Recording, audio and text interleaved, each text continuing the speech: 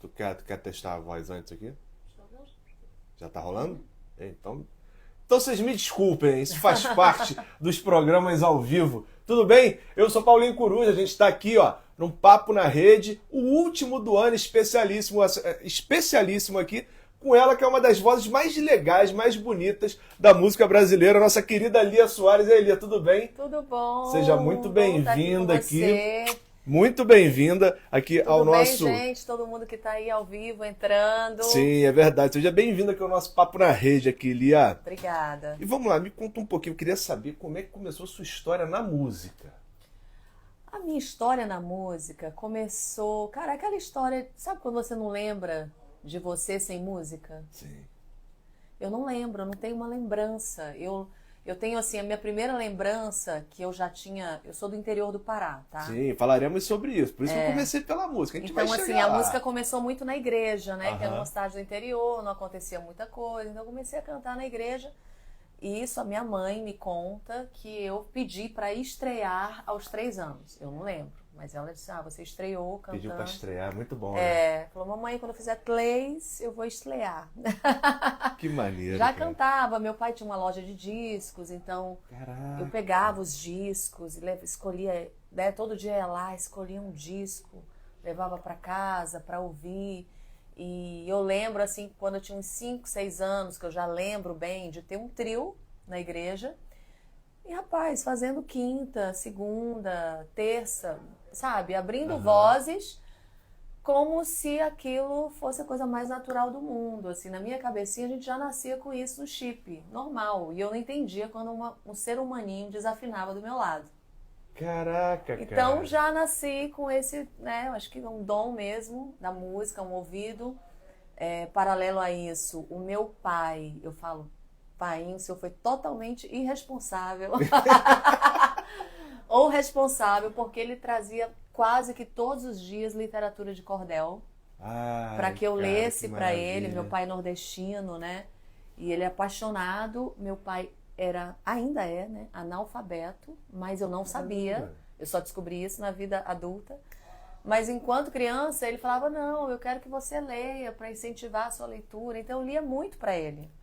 Cara. E com certeza essa literatura de cordel é muita poesia, né? Muita música também. Então não tinha como. Gente, que história sensacional.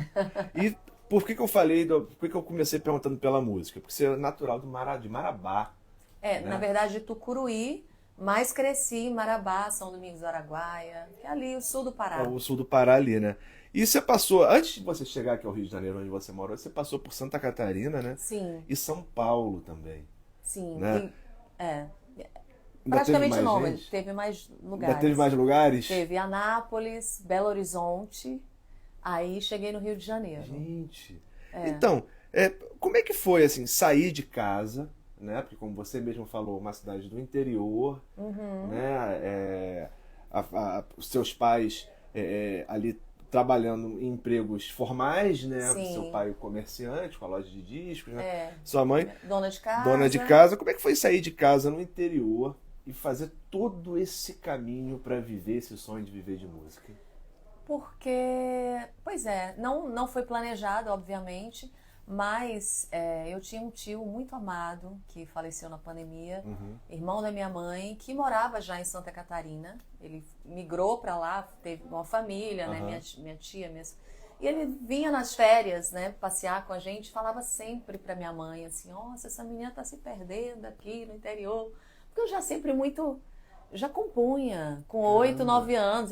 Olha aqui, tio, minha música, tocava, peguei um cavaquinho que ia jogado no lixo, literalmente, peguei, comecei a tocar, assim, algumas notas, aprendi algumas coisas com meu pai, que era músico amador, né? E aquela coisa que não tinha como. Quando me perguntavam o que você quer ser quando crescer, eu falava música. Eu não falava eu quero ser cantora, compositora, não. Eu queria ser música, né? Então, eu já desde muito cedo entendi a minha conexão, a minha missão. E capricorniana, dizem que capricorniano nasce velho e morre jovem, né? Então eu lá com meus 12, 13 anos já tinha participado de festivais com canções minhas, né? Festival da Canção e tal. E eu falei, caramba, percebi que ali era muito pequeno para mim. Né? A gente morava então na época em São Domingos. São Domingos, até os meus 9 anos, não tinha energia elétrica. Era uma cidade que era mais... Tinha motor, né? Energia elétrica de motor e tal. Até seus 9 anos. Ela tá com 18. Isso, gente. Então, assim, então não tem tanto tempo assim, entendeu? Oh, querido, obrigada. Mas assim, a gente tá falando de uma época que não tinha internet. Eu acho que eu migrei do Pará porque a gente não tinha essa realidade de hoje, que você pode gravar a sua música de qualquer lugar, né? E fazer o seu som de qualquer lugar pro mundo. A internet, as redes sociais... que é uma coisa recente. Eu tenho 20 anos de carreira, com o primeiro álbum, então não tinha 20 anos atrás. E eu entendi ali que eu tocava já violão, mas assim, tudo de ouvido, aprendendo uma nota com outra, eu queria estudar. E aí decidi, falei assim, vou para Santa Catarina estudar. Tomei essa decisão. Caraca. Porque lá tinha um conservatório. São dois polos muito distintos, né? Muito distinto. Então, foi uma coisa meio que não planejada, mas eu fui por causa da música, mas lá eu entendi, caramba, eu tô longe dos meus pais, a minha irmã, que eu era grudada, assim, né? Mas o meu tio muito acolhedor, minha tia, assim, me tratavam como uma filha. Eu acabei morando 4 anos, eu tive uma experiência maravilhosa lá também com a cena local de música. Tive uma banda de rock só de meninas, cara, que maneiro, chamada 4 Estações. Tive outras experiências musicais, acho que foi um intercâmbio bacana para mim, assim, de aprendizado, e de vivência mesmo, para que eu me tornasse assim, uma artista um pouquinho mais plural. Né? E faz toda a diferença, né? Faz toda a diferença. Eu me considero uma artista plural, assim, talvez por ser compositora, sim. E ter tido a oportunidade, né, de enviar canções para artistas de N estilos. Isso é maravilhoso, você mergulhar num universo que não é o seu, mas que é bacana, você sempre aprende, você troca. E eu acho que isso acaba refletindo também nas minhas escolhas, na minha carreira. Sim, com certeza. Então, você lançou seu primeiro single em 2003, né? Garotas Choram Mais. Garotas Choram. Garotas Choram Mais. Fez 20 anos esse ano e alguns fãs até cobravam, assim, Lia, você não vai fazer nada, né? Em relação a esse álbum, foi meu primeiro álbum. Foi uma música que entrou no top 10, assim, do Brasil. Então, teve muita relevância. Esse álbum me abriu muitas portas, né? Sim. Então, pretendo fazer alguma coisa ano que vem, gente. Tô sempre fazendo muita coisa e esse ano eu já estava em estúdio, preparando esse álbum muito especial. Sim, sim. E quando você olha, assim, desse primeiro álbum de 2003, né? Para hoje, já são aí quase 21 anos. O que mais mudou na tua vida? Assim, que você agradece? E também, o que mais mudou na tua vida que você mais lamenta? Oh, nossa, é profundo. Profundo, né? Eu estava inspirado quando escrevi isso hoje. O que aconteceu, que eu mais agradeço? O que você mais agradece, assim? O que mudou, assim, que você mais agradece? Olha, e o que você mais lamenta, assim? Eu acho que é a mesma coisa, porque tudo tem um lado positivo e negativo. Nesse primeiro álbum, eu era uma menina muito sonhadora, muito ingênua, muito, assim... Não dizer Alice no País das Maravilhas, não, mas eu acreditava que era tudo mais fácil, que eu ia chegar, mostrar minhas músicas, sabe? O mercado era uma coisa muito mágica. Foi esse primeiro álbum pra mim. Logo depois dele, teve o segundo, e eu sofri algumas coisas na minha vida, assim, de decepção, que me tiraram essa inocência e, inclusive, a vontade de continuar no mercado mainstream. Você está se referindo à questão dos problemas que você teve com gravadora, que queriam que você seguisse... me explica um pouquinho melhor isso. Eu li sobre isso. Eles queriam que você seguisse uma pegada mais pop rock, era isso? Você tinha uma outra ideia? Na verdade, eu sempre fui... Nessa época, eu estava com várias músicas, assim, tocando em rádio, na vozes de outros artistas pops.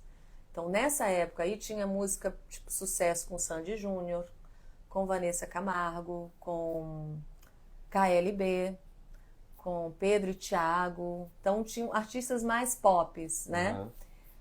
Eu sempre tive muito pop também, assim. E esse álbum, ele foi a curadoria, né? Quando eu fui contratada por uma gravadora, não que eu não goste, eu gosto muito, mas assim, eu teria gravado outras canções, eu não tive totalmente escolha 100% nas músicas, vamos dizer assim. Ele teve um direcionamento mais pop, mas ok, um pop romântico, que isso também me agrada, eu adoro, eu tenho uma veia romântica, né, nas letras e tal. E beleza, esse primeiro álbum estava indo super bem, a gente estava com 2 músicas tocando em rádio, assim, foram super bem aceitos. Gente, os números dos seus álbuns são impressionantes. Naquela época já tinha pirataria, né? E esse tipo 250 mil cópias, um primeiro álbum de uma artista. Aí o que aconteceu? Mudou a gestão da gravadora que me contratou. Saiu esqueci o nome dele agora, gente. Não, tudo bem. Saiu a pessoa responsável. Saiu o presidente, o diretor artístico, entraram outros. E esses outros, que eu também não vou citar nomes, até para não ser deselegantes, né? Falaram assim, esse disco aqui não presta, vamos gravar outro.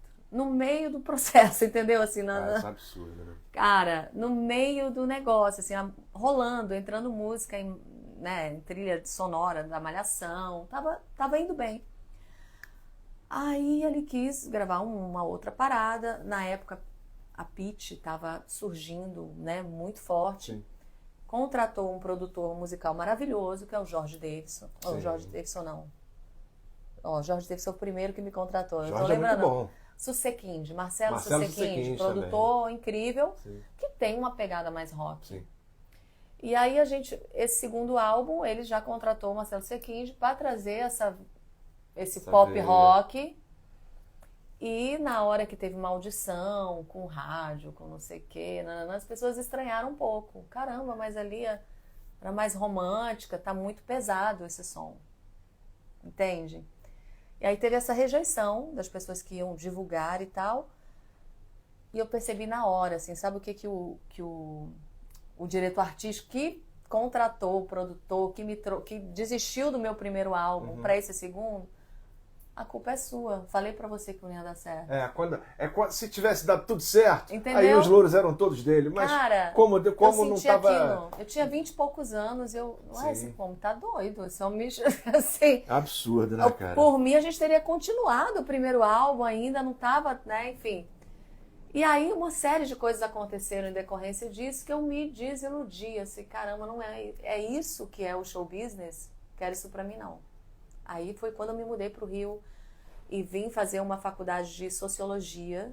Legal. Que eu entendi, cara, é por isso que muitos artistas se perdem e entram nas drogas, depressão. E eu falei, cara, ou eu tenho 2 caminhos, ou eu vou ficar deprimida aqui e começar a beber e não sei o quê, ou eu vou estudar. Eu vou estudar. Fez a melhor escolha. Fui estudar uma outra parada. E era muito louco, porque mesmo esse segundo álbum também teve aceitação, assim, em trilhas de novela. Uma música tava tocando em 2 novelas ao mesmo tempo. E o pessoal perguntando, cadê a Lia? Cadê a Lia? Eu lá, fazendo faculdade. Deu um tempo mesmo, assim, sabe? Caraca, que história. Mas tudo isso para responder a sua pergunta, que eu acho que a maturidade e essas coisas que acontecem, que tiram a sua inocência em relação a como é que funcionam as coisas, tem um lado bom e um lado ruim. O lado bom é que você se prepara. Hoje, para você ter um baque desse... Hoje, quando um cara chega assim com você, eu falei... Não, meu filho, foi sua. E tá tudo bem. E sigo, né? Eu tomo as minhas decisões. Melhor coisa. Mas... É isso. Eu sinto falta daquela inocência de fazer música por música, de achar que tudo vai dar certo, que a música boa tem seu espaço, que não sei o que, sabe? Sei bem como é que é. E ainda aproveitando esse primeiro single, pergunta inevitável, depois de todo esse tempo, as garotas ainda choram mais ou a coisa está mais equilibrada hoje? Eu acho que hoje as garotas choram e os garotos também se permitem chorar. Porque a gente, quanto mais empoderamento, né? A gente está com essa palavra muito forte hoje em dia, empoderamento feminino, mas isso não quer dizer que você perde a sua sensibilidade e um enrijecimento das suas emoções. Não, eu acho que pelo contrário, quando você chora e quando você acolhe suas dores, suas lágrimas, isso não é fraqueza. Com certeza. Eu pergunto isso porque eu sou mó chorão, cara, choro à toa. Não tem essa comigo, sempre foi assim. Você tá com um disco novo, como você já falou aí, né? Sim. Já deu esse spoiler pra gente aqui. E tem uma regravação, Sentada à Beira do Caminho. De que é do Roberto, do saudoso Erasmo Carlos também. Né? Como é que surgiu essa ideia que inegavelmente é uma ideia muito ousada de pegar uma canção tão icônica e refazer? Como é que surgiu isso, Lia? Cara, eu sou aquela pessoa que chega de mansinho, mas eu assumo os riscos, sabe? Eu sou ousada mesmo e era o primeiro trabalho meu não autoral. Eu venho de 6 discos autorais, todas as músicas eu escrevo praticamente, assim, em parcerias, obviamente, também algumas. Eu sempre lancei, sou uma artista de uma carreira autoral, mas recentemente, acho que 2 anos atrás, eu tive essa honra de realizar um sonho de gravar com o Roberto Carlos uma canção, né, um dueto de uma música romântica, uma parceria minha com a Iana, composição. E eu, cara, diante disso, assim, eu sempre tive vontade de fazer um trabalho só com as músicas do Roberto. O Roberto Carlos, ele faz parte das minhas referências lá atrás, assim. De todo mundo, né? De todo mundo, quem... É até óbvio eu falar eu sempre, eu acho que eu represento... Não, mas assim, é um negócio que eu me lembro de eu pequeno e meus pais ouvindo Roberto Carlos, né? Não é? E a gente vai crescendo e o Roberto Carlos continua presente na nossa vida. Né? Todo assim, mundo já viveu uma história tendo o Roberto Carlos como pano de fundo. É impressionante. É impressionante. Esse cara é Roberto impressionante. Carlos é onipresente assim na vida de todos os brasileiros aí. Exato. Né? E, cara, eu pedi assim, autorização para ele. Aproveitei que somos amigos, assim, né? Tenho esse privilégio. Sobre isso depois. Mas senti o peso da responsa. Porque, assim, não é que tem essa releitura. É um álbum só com canções do Roberto Carlos. E eu fiquei muito feliz quando ele... Beleza, Liazinha, vai lá, grava. Aí senti o peso. Caramba, e agora? As músicas do Roberto Carlos, cara. Acho que a gente vai preparado para o que eu vou fazer com ele. Não, Lia, não viaja. Não faz isso, não. Aí fala assim, Liazinha, vai lá. Senti. Faz o que você quiser. Caraca, aí tu olha assim e fala, meu Deus, ele liberou. E aí tem aquela grande coisa, assim, eu não quero fazer qualquer coisa, sim, lógico. Você tem que ter muito respeito, é um tesouro nacional, né? As canções que você falou. Mas, ao mesmo tempo, eu tinha que dar uma versão, assim, como é que eu vou fazer a mesma... Porque igual a ele é só ele, né? Você tem que trazer a sua identidade artística de alguma forma. E eu pensei, cara, tem que chamar um outro mestre da música para me ajudar nessa missão. Porque, olha, pedir ajuda aos universitários, é tipo isso. Mas foi no top of the top. No baluarte da Bossa Nova, Roberto né? Menescal.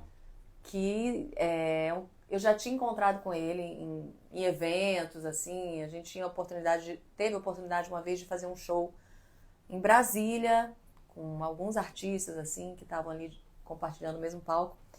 E eu senti que eu poderia ter uma abertura e joguei essa ideia pra ele. Falei, Menesca, o que você acha disso? Ele, adorei. E ele já tinha feito lá atrás com a Nara Leão, né? E ele me contou altas histórias, assim, do início de... se alinharam, né? Nossa. Aí, caraca. Aí eu me senti assim, caramba, tô com o Menescal. A gente, lógico, vamos trabalhar nessas canções com muito respeito. Sim. Mas vamos fazer, assim, trazer para esse universo da bossa nova, um pouquinho de jazz, assim. E ficou, assim, foi um processo maravilhoso, sabe?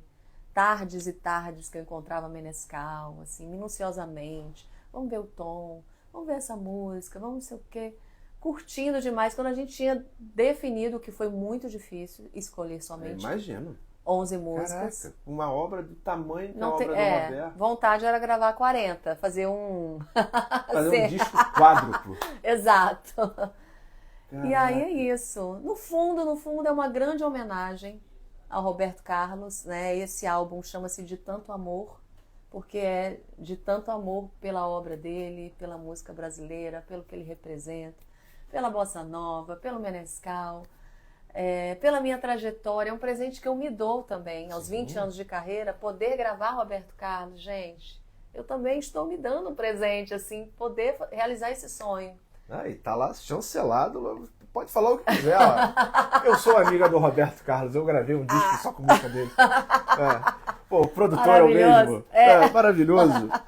E você, além disso, ainda foi, toda a gravação foi acompanhada também pela banda do Roberto Menescal, né? Sim. Galera que acompanha ele no planeta inteiro. Cara, o que é isso, assim? Bruno Gissoni, Adriano Souza, João Cortez, né? São só estrelas, né? Sim. São músicos que... E vou te dizer, foi tão rápido, porque essa galera, impressionante, eles respiram, né, música. Eu acho que eles não pensam mais, eles estão no nível assim que... Vamos. A coisa flui naturalmente, tipo andar. Né? A gente gravou, eu vou dizer a você, esse álbum, a gente demorou mais assim nas conversas, nas tardes, era muito papo de música. Quando entramos no estúdio, em um dia gravamos metade, no outro gravamos metade. Cara, teve vozes, a galera muito acima da média. Né? Não, é incrível. Praticamente ao vivo, ficou ali o som da bateria, piano e baixo, ao vivo. Depois, lógico, o violão menescal, que é um violão, né, que tem que ter uma microfonação mais sensível, e eu refiz a voz. E teve alguns takes de voz que foi assim, um take, menescal, próxima. Eu falei, caramba, mas eu emocionada. Sim. Eu tava muito feliz. Exatamente. Assim. Gente, eu tava assim, igual pinto no lixo, e sabe? Se você repete o take, já não tem mais o mesmo sentimento do negócio, talvez. E chorava, talvez, né? e cantava, era assim uma catarse, era um êxtase, sabe? Cara, tudo registrado em vídeo também? Tem alguma coisa em vídeo, tem muita coisa em vídeo. Poderia virar um documentário. Tem que virar, por tem favor. Muita coisa em vídeo, mas sei lá, foi muito mais lindo, mais emocionante do que eu já sabia que ia ser. Forte, impactante por tudo, pela obra dele, pelo que representa pra mim, né? Por toda essa junção desses astros, é o que você falou. Tudo se alinhou. Mas é isso, eu tô ansiosa pra lançar. A gente lançou esse primeiro single, mas aí vem um EP agora, próximo ao Dia Internacional. Em janeiro é o Dia Internacional, dia 25, Dia Internacional da Bossa. E dia 18 é o meu aniversário. Então a gente vai lançar aí entre esses dias. E me diz uma coisa, Roberto já ouviu o disco? Ouviu. Eu mandei, lógico, pra ele, né? Morrendo de medo, né? Já tinha ganhado a benção, você não sabia que tinha qualidade. Ele me autorizou antes mesmo da gente mandar, assim, eu mandei uma lista, né, das músicas e tudo. E tem uma história muito boa, com detalhes. Gente, você regravou detalhes. Regravei detalhes, que é uma música que ele fala ali, essa música é muito minha. Tem algumas músicas que ele tem mais... que ela estava na lista, ele, não sei, detalhes, é muito minha essa música, não sei o quê. E aí ele me ligou no meu aniversário o ano passado, em janeiro, né? Aí, no meio da conversa, ele, e o presente de aniversário, já ganhou? Eu falei, tô esperando você me autorizar detalhes. Boa! Mandei essa. Perguntou, teve a resposta. Mandei essa. E aí ele me autorizou. Caramba, fiquei muito feliz. Cara, porque eu acho essa letra é uma... Não, assim... É uma... Olha, detalhes. O portão. Nossa, a distância. Gente... Não, aí na são boa. várias que... Assim, a gente vai ficar aqui a tarde toda, se bobear, a gente perde o foco. Porque não dá. Falando só sobre Exatamente. E me diz uma coisa. Você tá aí, o Menescal produziu, a banda dele gravou junto com você, e ele representa toda essa questão da bossa nova quando vai tocar fora do país, essa coisa toda. E o Falando Exterior, você também já representou o país na Alemanha. Sim, né? Ganhou um prêmio no Festival de Frankfurt. Como é que foi isso? Na verdade, eu vi, acho que na apresentação do Lenine, o guitarrista dele, usar uma parada assim de loop. E eu achei muito legal, com várias camadas de guitarra, não sei o quê. É o Júnior Tolstói, o guitarrista. Exato. E eu falei, cara, isso deve ser muito bom para compor. Eu, em casa, tenho um home studio, né? Eu mesmo gravo minhas demos e tal. Aí eu comprei um pedalzinho assim para ficar brincando, para compor, para fazer umas paradas. E comecei a pirar. Gravava vozes, gravava instrumentos assim, tipo, pegava esse copo, testava sons, né? E aí... O meu produtor, na época, eu tava gravando 4 cantos, ele, caramba, Lian, você é muito boa nisso. Eu, boa no quê? Nem esse negócio do loop aí, você faz na hora, você faz não sei o quê. Vou te inscrever num festival de loop que tava rolando da Holland. E aí foi isso. Aconteceu de eu ganhar esse prêmio aqui no Brasil. E aí eles faziam esse festival em vários países, né? Mas eles escolhiam somente, acho que 12 do mundo para esse festival lá na Alemanha. E eu acabei estando entre esses 12, assim. Cara, que maneiro. Não acreditei, assim, o que eu tô fazendo aqui. Primeiro que é uma parada mais masculina. Hoje em dia acho que não, já deu mais né, uma ampliada, assim, mas eu lembro que tinha eu da América Latina só, não tinha mais nenhum país. E de mulher tinha eu e uma inglesa. Que o restante eram os caras lá. Tudo homem, né? Mandava o beatbox e tal. Mas foi muito legal. Ganhei Special Prize, que eu levei vários instrumentos recicláveis, sabe? Que maneiro. Peguei meu teclado de um PC velho, virou um reco-reco. Caraca. E eu falei, cara, eu não sei, eu não mando bem no beatbox, eu vou ter que ganhar aqui na criatividade. Mas mandou.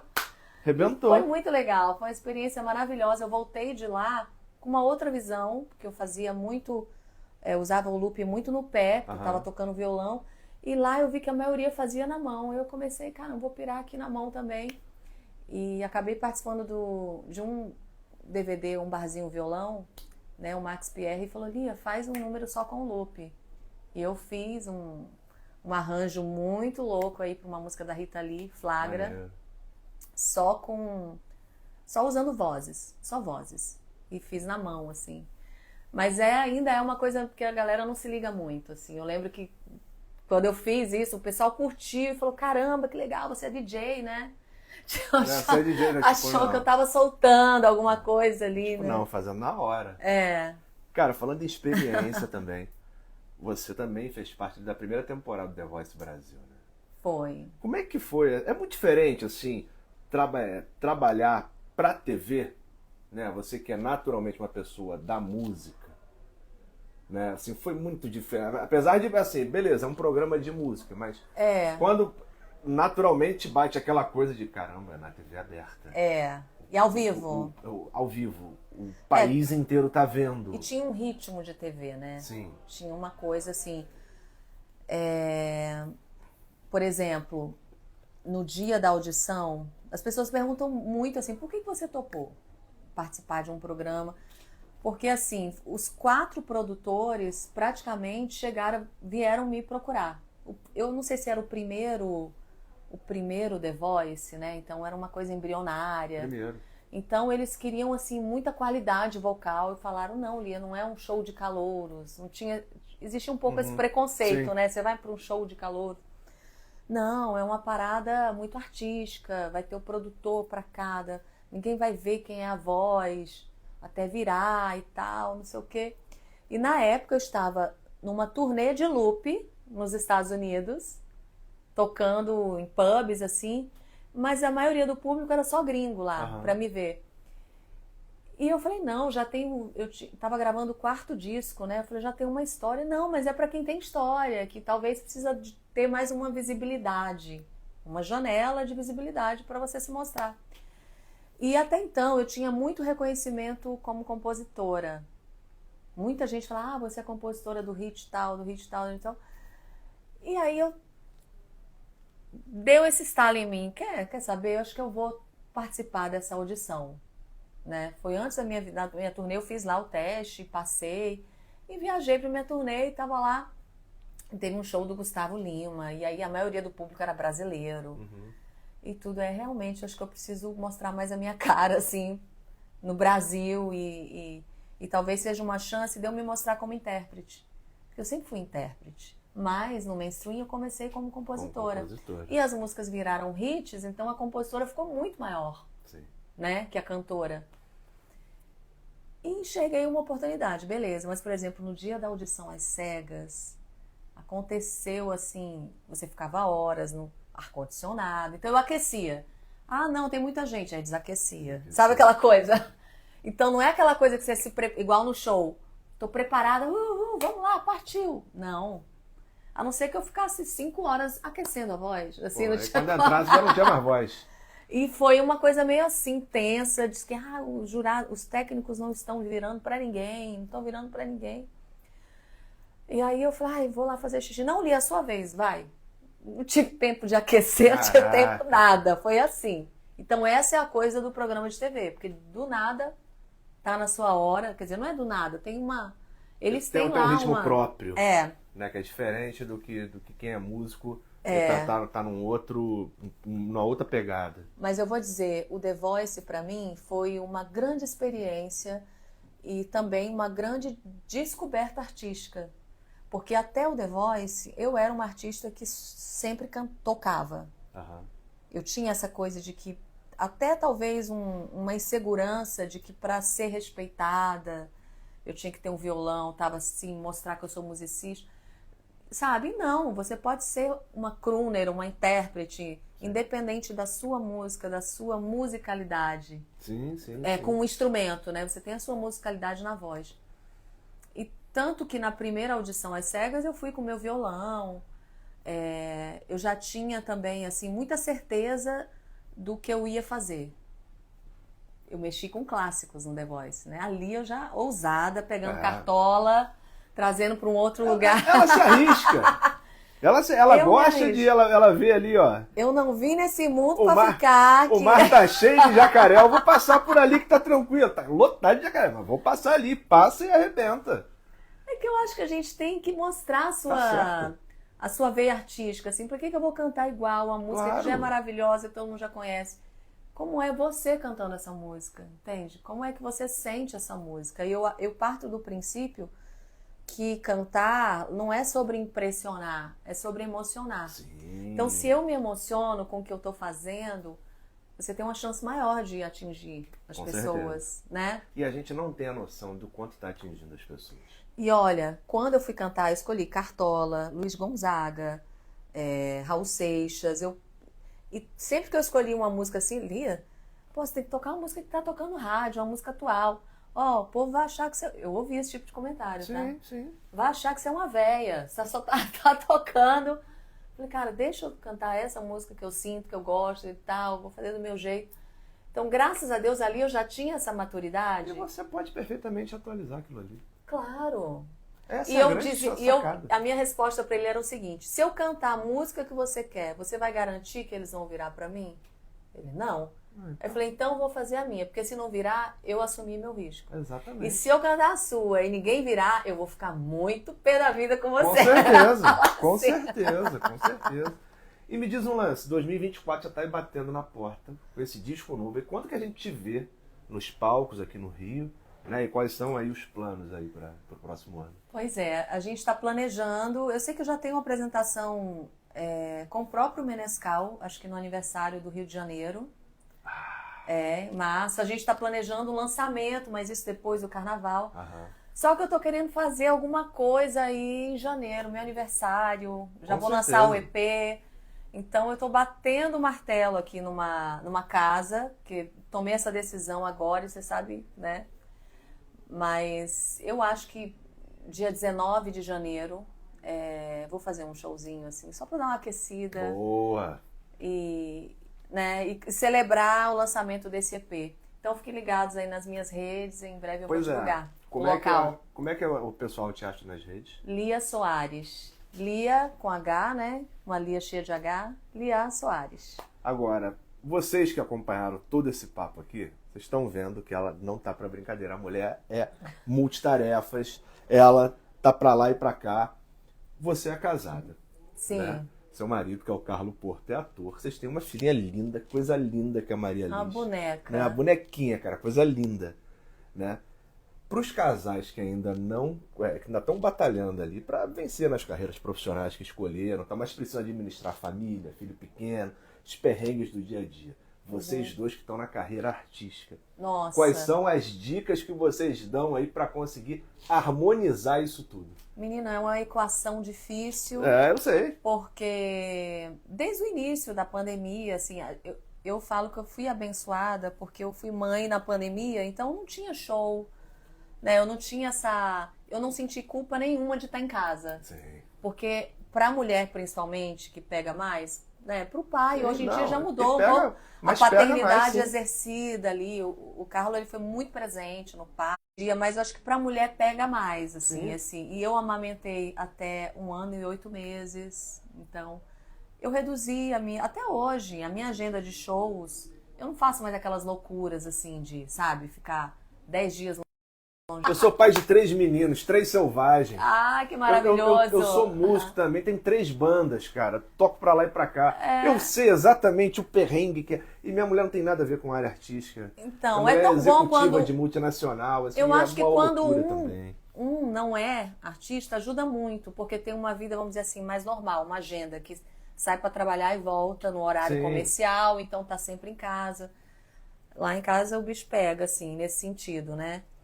Mas eu acho que é uma coisa muito de cada um. Eu, como artista, eu demorei até para ser mãe, porque eu queria estar mais presente. Sim. Então, hoje, como artista, eu não sou mais aquela que fica 10 dias longe de casa. Eu escolhi isso, né? E a gente não tem, por exemplo, os avós da minha filha não estão aqui.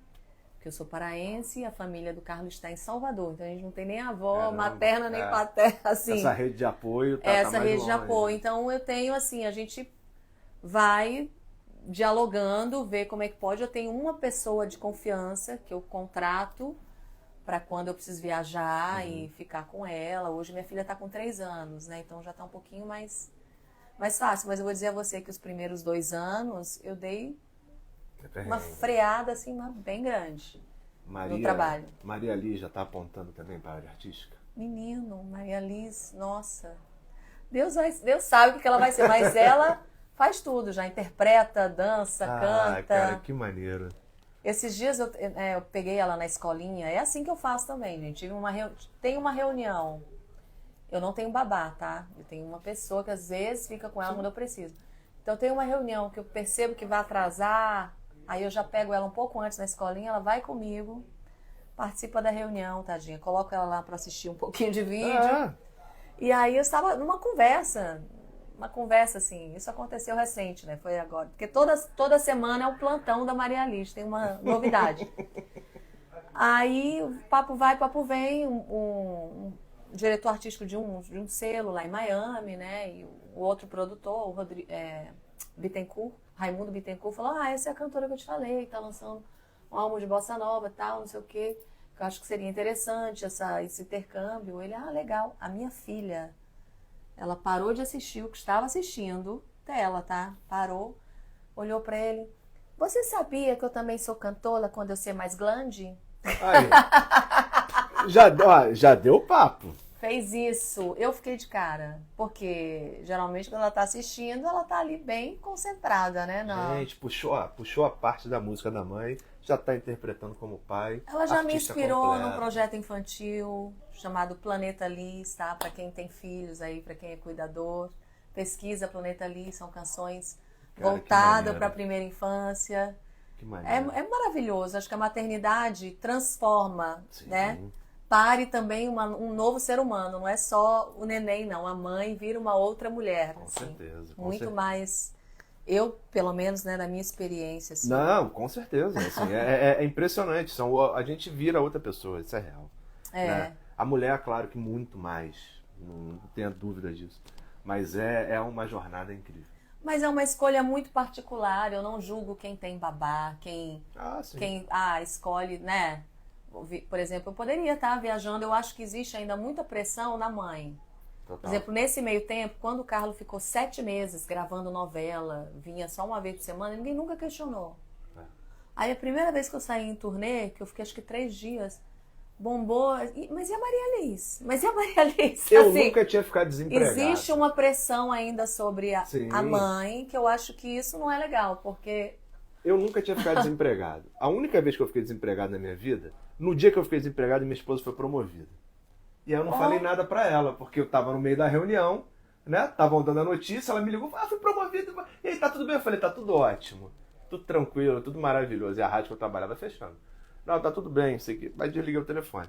Quando cheguei em casa, conversamos e tal. Ela, foi promovida e tal. Agora eu vou viajar. Eu saio daqui na segunda-feira de manhã, 7 da manhã, retorno na sexta-feira, 10 da noite. Falei, ok, beleza. Deixa as crianças comigo, não tem problema. Eu cuido da casa, cuido de tudo. Enquanto isso, vou estudar, vou fazer outras coisas, enfim. E fui fazer uma série de coisas. Mas eu ficava com as crianças. Olha, eu que fazia maravilhoso. tudo. Cara, o que eu apanhei... Isso é um absurdo. Você em casa cuidando das crianças, enquanto a sua esposa está viajando a trabalho. Eu falei, mas peraí, eu que sou pai? Gente... Eu sou a melhor pessoa para cuidar.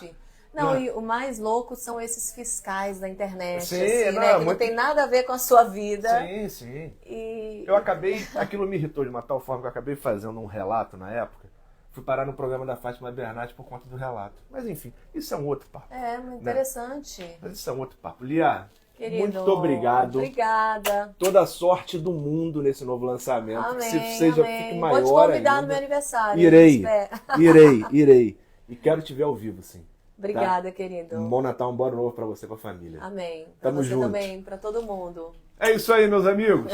Essa é Lia Soares. Não deixa de seguir ela nas redes sociais. Esse foi mais um Papo na Rede, aqui na Paradiso Rio 95,7 FM. Eu sou Paulinho Coruja e até o ano que vem, tá? Beijo!